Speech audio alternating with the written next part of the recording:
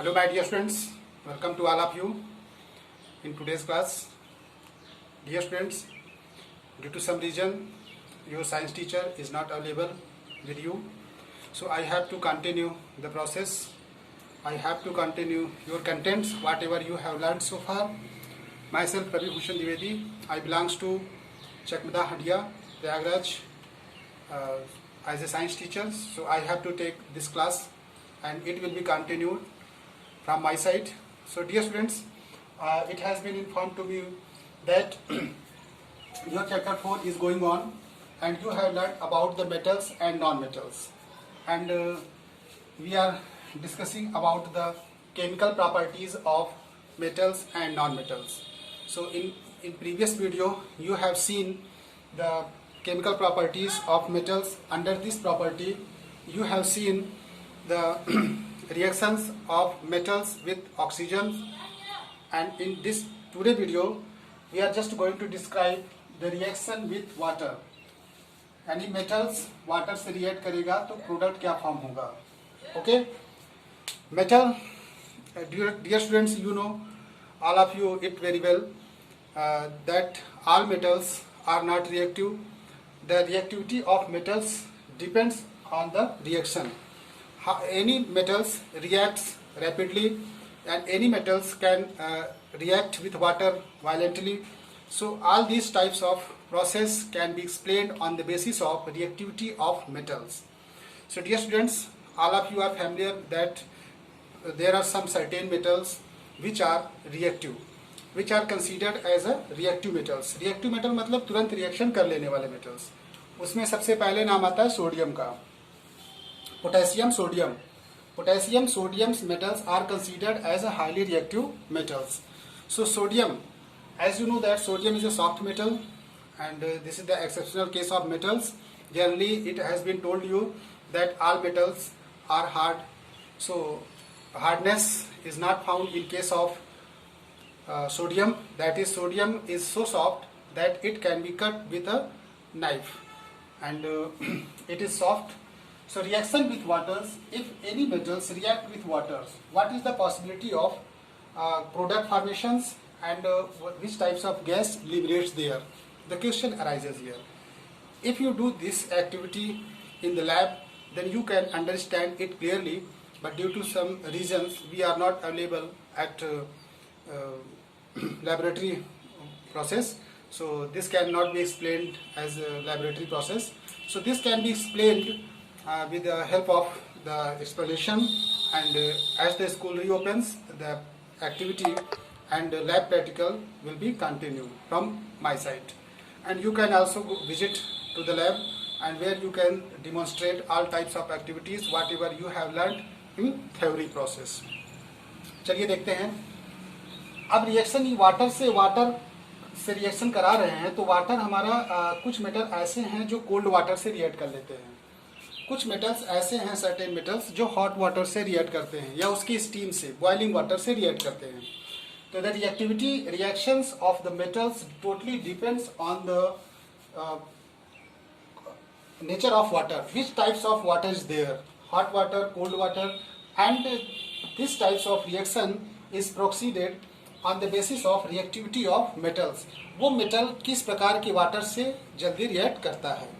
If you talk about the sodium, as I have already told you, sodium is a reactive metal, so it reacts even a cold water से react कर लेता है. तो अगर हम sodium की बात करें तो सोडियम प्लस वाटर ये रिएक्ट करेंगे तो बनाएगा मेटल हाइड्रोक्साइड यानी NaOH, sodium hydroxide. Sodium hydroxide का फॉर्मेशन होगा, प्लस निकलेगी कौन सी गैस, यहाँ से हाइड्रोजन गैस आपकी निकल जाएगी. तो हाइड्रोजन गैस यहाँ से आपकी लिबरेट हो जाएगी. Hydrogen gas liberates there. तो हाइड्रोजन गैस यहाँ से लिबरेट हो जाएगी. आपका प्रोडक्ट क्या फॉर्मेशन हुआ, सोडियम वाटर्स. तो ये आपका जो प्रोडक्ट बना NaOH. अगर हम यहाँ पे H2 गैस दिखाएं, H2 गैस, हाइड्रोजन गैस, तो आप देखोगे कि यहाँ पे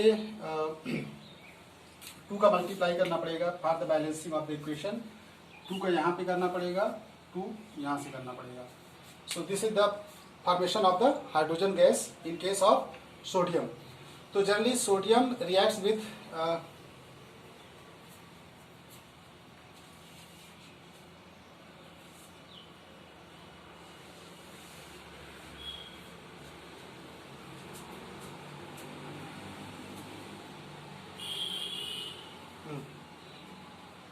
this is the balance reaction. This is the balance reaction of the given reaction which I have explained you. So dear students, after that if we describe this in further video, if this application is applied, this reaction is proceeded with the other metals like magnesium. So magnesium is not so reactive metals, it is less reactive metals, and it does not react with cold waters.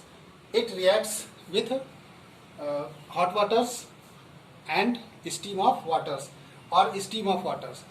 Water की steam से react करेगा या तो hot water से react करेगा।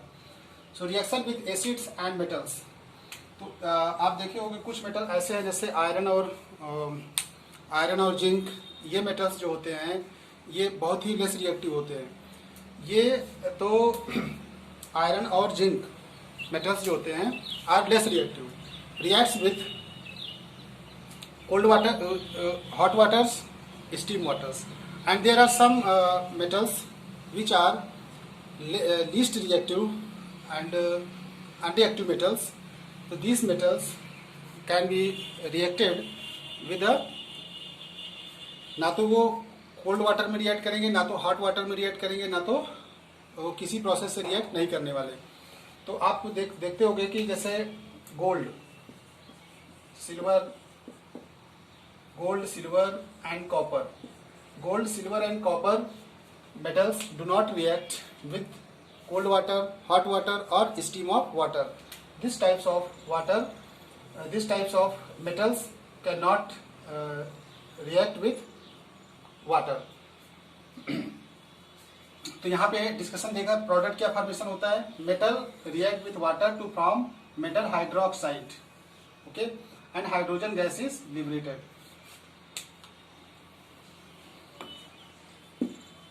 Hydrogen gas liberates. How can you examine the presence of hydrogen gas when the metals, highly reactive metals, react with waters?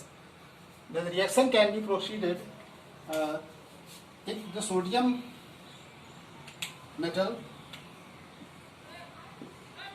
is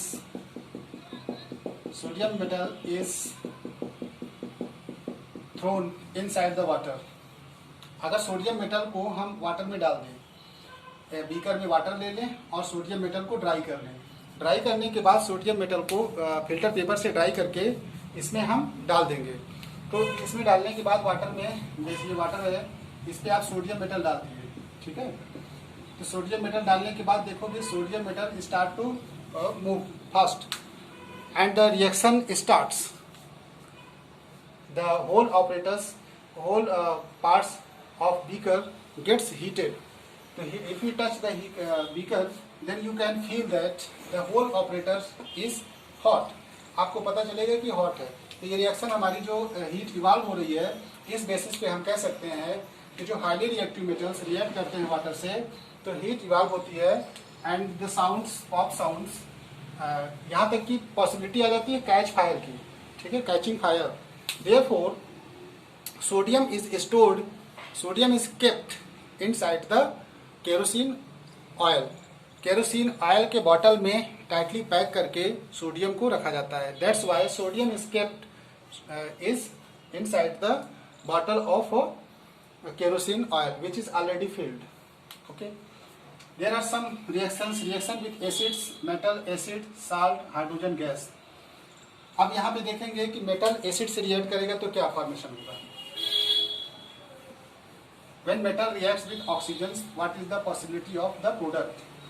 तो dear students,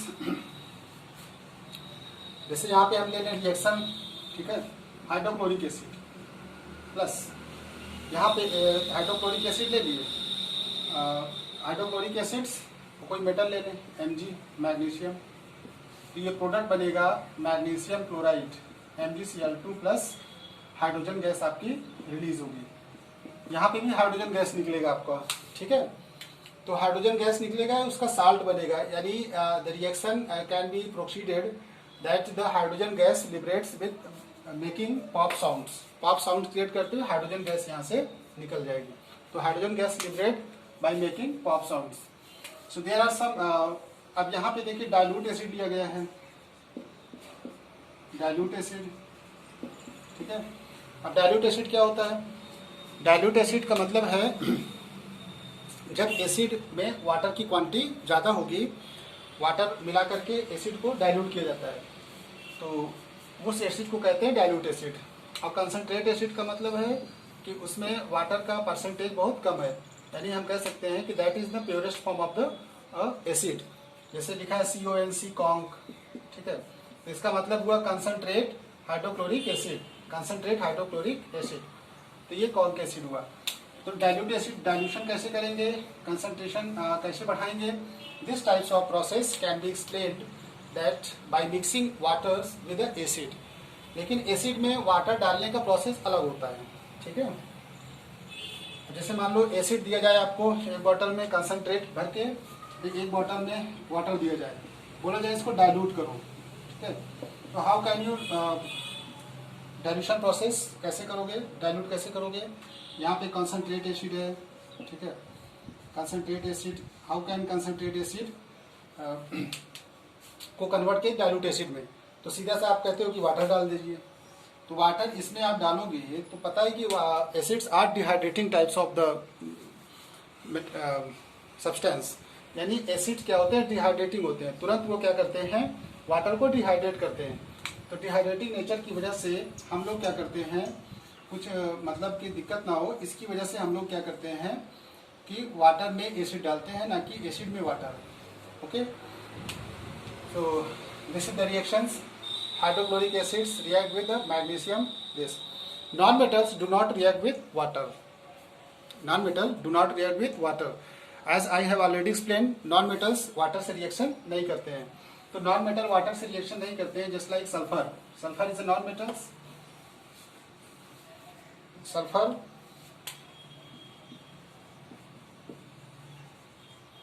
is non-metal. Sulphur हमारा non metal है।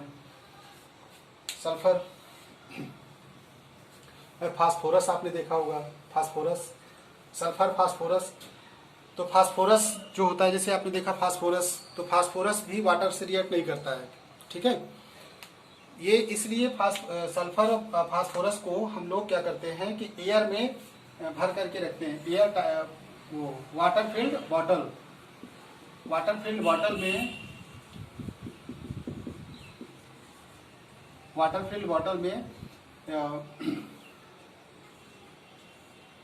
Water field bottle में हम लोग क्या करते हैं कि जैसे फास्फोरस को उसमें रखते हैं, क्योंकि phosphorus reacts with the friction of air, oxygen से रिएक्ट कर लेता है, मॉइस्चर नमी से, एयर से, और कैच भी आग भी पकड़ सकता है।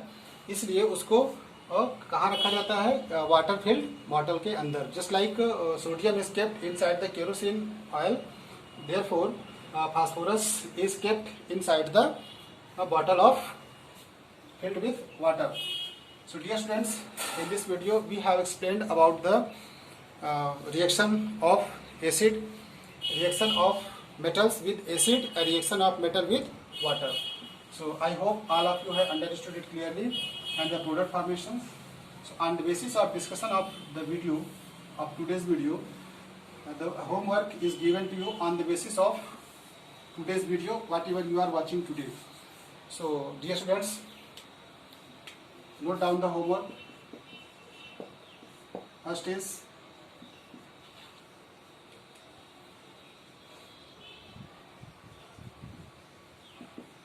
write chemical equation,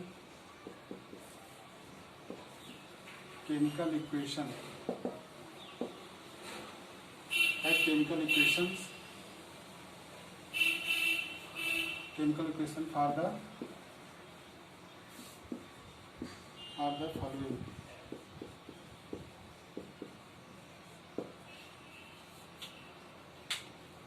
पहला आपका नोट है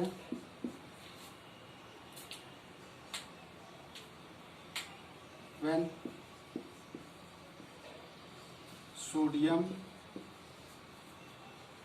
reacts with water. B. Magnesium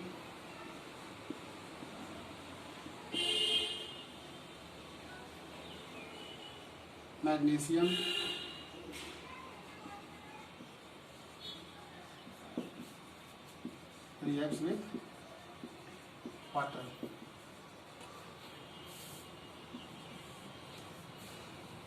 You have to write the chemical equations for the following. पहला, when sodium reacts with water, magnesium reacts with water. Next one is what is the product?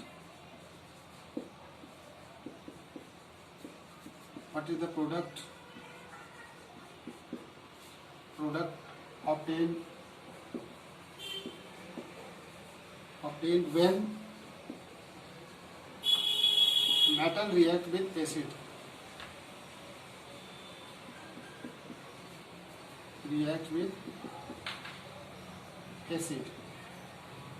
And third is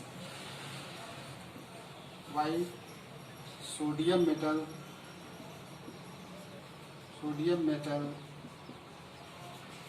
is kept inside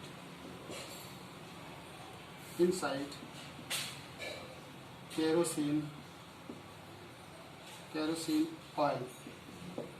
kerosene oil के अंदर sodium metal को क्यों रखा जाता है?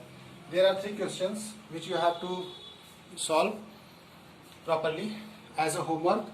First is write chemical equation for the following. When sodium reacts with waters, ये आपको reactions लिखने हैं. What is the product obtained when metal react with acid? Why sodium metal is kept inside the kerosene oil?